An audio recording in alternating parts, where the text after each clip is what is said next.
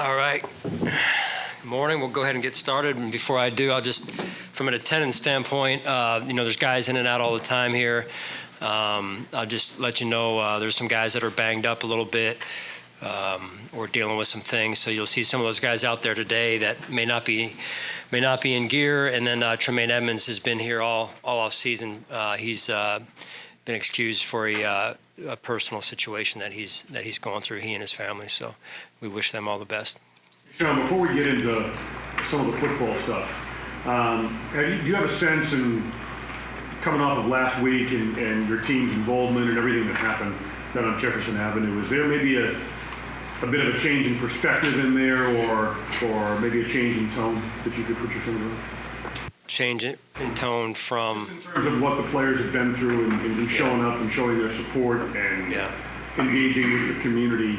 Does that carry over into a week that will obviously beyond a week like this, but did you have a sense of a change in any respect in the locker room? I mean, we've got a good locker room. But there's also new players in that locker room that have come from other cities, other states, and this is the first situation, if you will, that I saw our team come together as one, and as you saw it last week, head downtown and listen. We're a part of the community, and when the community is affected, we do our best to step up and do our part. And I think the slogan of choosing love is a good one. It's in the Bible, and I think that love has a tendency to fix a lot of problems and challenges out there, and so I think it was good. I know it was good to be down there, and I also know a lot.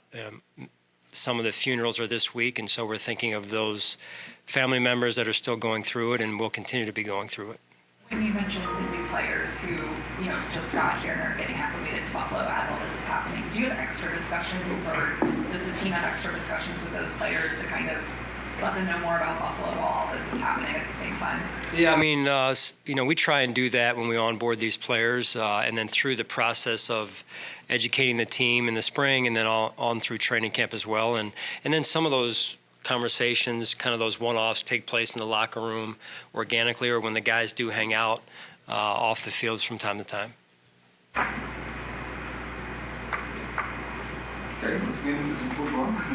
Coach, so what are these new additions on offense, plus, with a new offensive coordinator? What would you gauge the learning curve, and what are your expectations as far as evolving during OTAs? Yeah, you're seeing, Dorsey out there and Matt Smiley, and so there's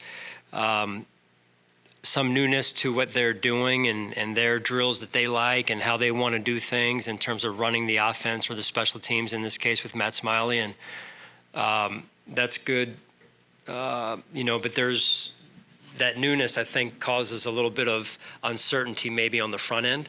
But we work through that, and they're finding their cadence and their rhythm, and I think that'll continue through the spring and on into training camp. At some point, they're going to get into their flow as well, and I think the players will follow here as they get a little bit more comfortable and more experience being around the leadership of Matt and Ken both. Hey Sean, this is I guess it's your sixth OTAs sessions for the Bills. What do you think you've learned most from 2017 to now as to how you go about this part of the year? Have you changed anything drastically, or what do you think you're doing differently now that you did as a rookie coach? Yeah, a lot, I would say. I was just talking with one of the visiting coaches that is in visiting us from a college, and he's been a head coach for a number of years as well, and we were just conversing on how you go through the years, and you start off as a rookie head coach, and you're saying, now in year 6, for me at least, man, if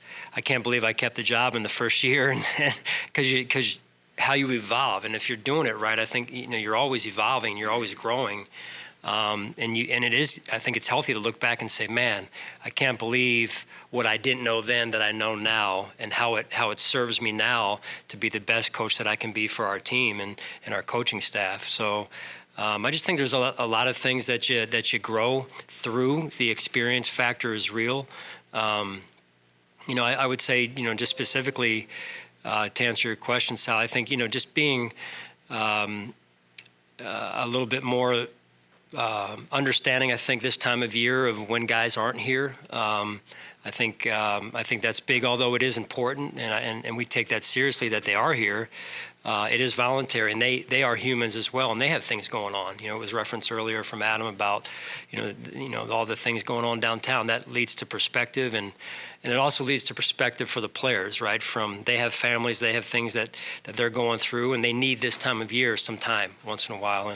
And so, although I'd love them all to be here, it's maybe unrealistic to think that that's always going to be the case. Sean, we've said the word continuity in this room a lot over the years. This year there's some changes with coaches, with personnel, like there are every year. What positives, if any, come with the changes that you get to see with your team? Yeah, I think change is good, and it can be good if handled the right way. I'm excited about, as I said before, the people we have in the building. We've got a number of new coaches, and I think that's exciting. We've been able to bring in some veteran coaches as well as some younger coaches who are wet behind the ears just a little bit, and it's exciting to watch them have a true passion for the game and for the coaching business and want to learn. As we talk about that learning, that growth mindset, and put in the hours to advance. And I'm sure I'm not the only one that feels this from time to time, that what's happening more and more in our society is that people want things without working for them. And it's good to have young coaches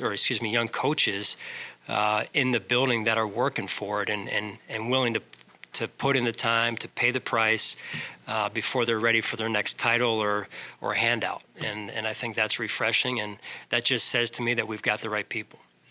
When you look at Josh's maturation over the 4 years, what have you seen in him that's allowed him to evolve or tap into what inherent leadership qualities that he had growing up to become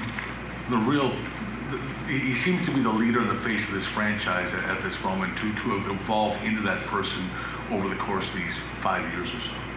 So you're always so deep, John. I try. We've watched this happy-go-lucky. He's happy-go-lucky, but there are times where, we're seeing the maturation. He signed a big contract. It didn't go to his head last year. Every time we see him, he seems to be saying the right things, be it on the field at Salem's Park for the softball game, or doing the right things. And just, what is it that you've seen in his development, I guess? I think, listen, I'll give some credit to our plan and for Josh when we brought him on board. But I think a lot of the credit has to go to the way he was raised, his mom and his dad, the support system that he had at home. We talked about work ethic a few minutes ago. Certainly growing up on and around a farm, there's work ethic instilled in you, and there's also a set of core values that were instilled in him years ago. By his mom and his dad, and I know he was close with his grandparents as well, and still is. So, that was for us. Shifting it back to us, is that was part of the evaluation where, getting a job is one thing, but being willing to put the work in to become really good at things is hard to find these days, right? So, as I referenced earlier, I think Josh has matured, and then he's also, used and drawn from that support system and those core values that he was taught years ago. Sean, what are you looking to get out of the players in this phase of the OTA practice? We want to stay healthy. I think that's important. We want to get healthier than where we are right now as well. And as I mentioned earlier, some players going through a couple things, and then. I think the chemistry is big, chemistry of just getting to know one another, building that trust that needs to be there, because there are new pieces to it, as well as the coach-player relationship amongst the new pieces that we have in the coaching staff as well.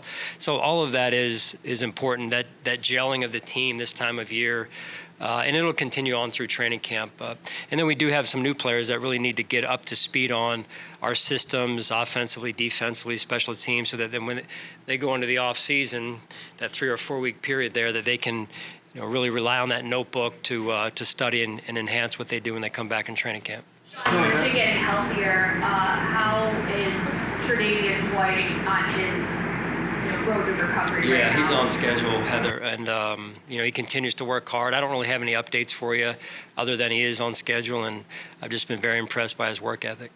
Sean, is Jordan Boyer here for OTAs, and where do you think he's? Yeah, no, he's not here, and we certainly miss having him here. And got a glimpse of him at the softball game the other day, and had a chance to have a good conversation with him there. But just business is business right now, and we're focused on the guys that are here.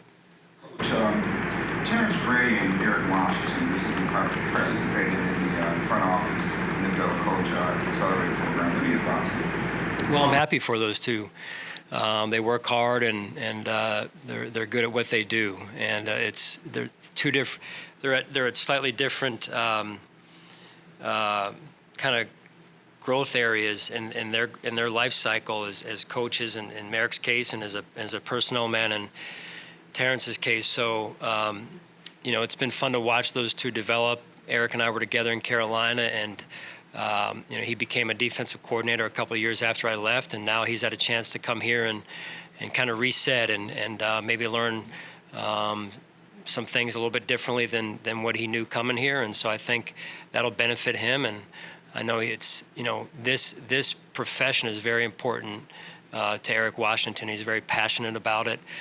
Terrence, I don't work with quite as closely, but I've been able to watch him over the last probably 3-4 months really step his game up, obviously in the absence of Joe Shane there. Sean, are you able to let us know who is dealing with some injuries and what exactly they're dealing with? Yeah, just no. You'll see it out there. I mean, you'll see guys that are dressed, some aren't dressed, some are dressed that aren't participating. So it's just a long list, John, of just the major ones. Stuff that was guys recovering from training, or is it stuff that's happened since they got here on? Yeah, I mean, Tre'Davious has his deal. I don't have the list in front of me, but we got a little bit of some nags here and there, some soft tissue things with some guys, and Dawson's got a little something going on, and Spencer Brown's got a little something going on as well that he had a procedure on. So it's gonna work itself out. That's what I'm being told, for training camp. So that's my first question to Nate all the time is, are we going to be good for training camp? So we certainly miss, and those guys are missing some time, and it's hard. As I said earlier, I'm getting better with that when guys miss time, especially this time of year, but it's never easy. You've had a lot of good health, since you got here. How much, when you bring in veterans, Miller, Crowder, Kessenberry, anybody, that they got their own system for maintaining their body, how much do you try to sell them and indoctrinate them into what Nate wants to do and you want to do? Yeah, well, we try and get them to buy into what we do, but we also respect their routines, as you said, that they've built over the years. So we believe that a lot of what we do is good here, and I think what we found is some of the veterans start to, hey, this is pretty good. I've never had this before. I've never been able to do this here, here like I didn't have elsewhere. So I think what we found over the years, these last couple of years in particular, since the investment in particular of the training facility, the update of the weight room and whatnot, is that players are really starting to spend a lot of time here, use the resources that we have here.